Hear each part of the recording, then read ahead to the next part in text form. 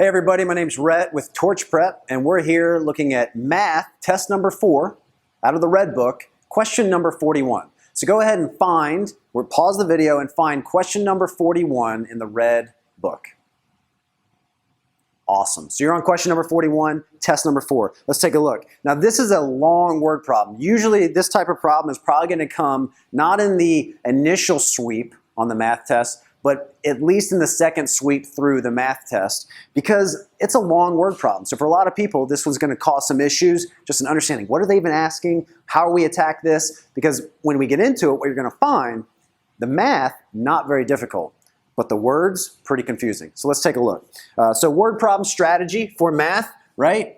We read the question one time through and figure out what are we trying to find. So we look at this, we read through one time, staying focused. What are we trying to find? We're trying to find the value of which of the following, this is the last sentence, the value of which of the following measures must be greater for set B than set A. So this is a little bit different of a type of word problem, but you're trying to say which one of these must be greater for set B's 5 distinct numbers, as opposed to set A. And so you're looking at the mean of these sets, the median of these sets, or the mode. So it's a bit of statistics here, some basic statistics and mean, median, and mode. So you got to know what those are. So just a quick review. Mean, average. Mode, the most repeated number in the list. And median is going to be literally the middle number when you write them in order. Okay, so that's just a quick review of mean, median, and mode. So let's come back to the question. All right, what am I trying to find? Which one of these options is greater for set B? It could be mean, it could be median, it could be mode, or it could be mean and median, or it could be mean, median, and mode. They give you all the options, so we got to work through it, and let's figure this out. All right. Step 2, we reread the question and we figure out, we write down, what do I know, right? So let's actually organize this information. What we know is that set A, all right, and set B are 2 sets of numbers. Each are distinct and they have 5 numbers in them, okay? So I'm just going to represent this. This is just kind of the way I would do it. You could probably do it a lot of different ways, but I'm going to represent A with boxes, and B, and these are just placeholders, all right? So I just like to visualize what I'm looking at here. So 5 distinct numbers for each set, okay?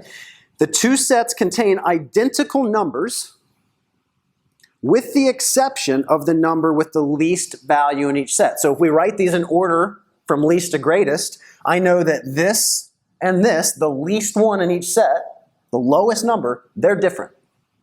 But every number from there on out is the exact same number. So it doesn't really matter in this situation. Pick some numbers. This is just going to be helpful for us. So I'm just going to pick 4, 5, 6, 7, 4, 5, 6, 7.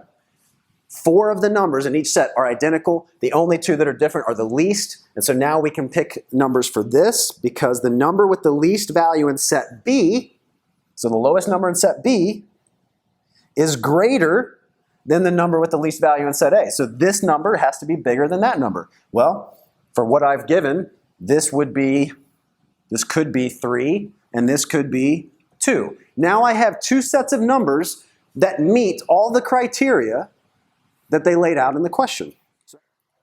All right, so now step 3 of the word problem strategy is actually solving the problem. So what we've got laid out here is an example of the 2 sets. And we need to look at this and look at the mean, the median, and the mode for all 3.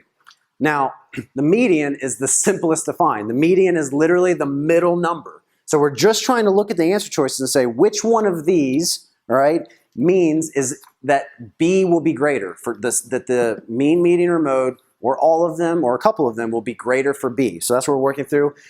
Cool thing here, median, immediately we look at this. The median is the middle number. So 5 and 5 in this situation, because we know the last 4 numbers are identical to one another, that means the median's going to have to be the same no matter what.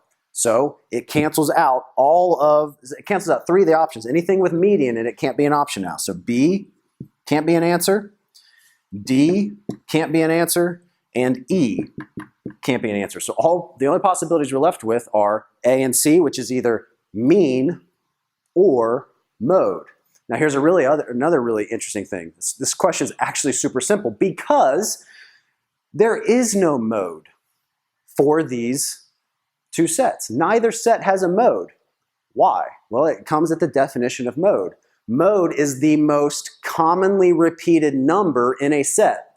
Now there's a really interesting part right at the beginning of this that we didn't actually write down up here, but we could have, is the fact that these numbers are all distinct.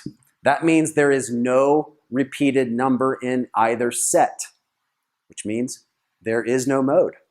And so we know that C also can't be the answer. So simply by process of elimination, even if you don't know, because we picked random numbers, what the mean is, the answer must be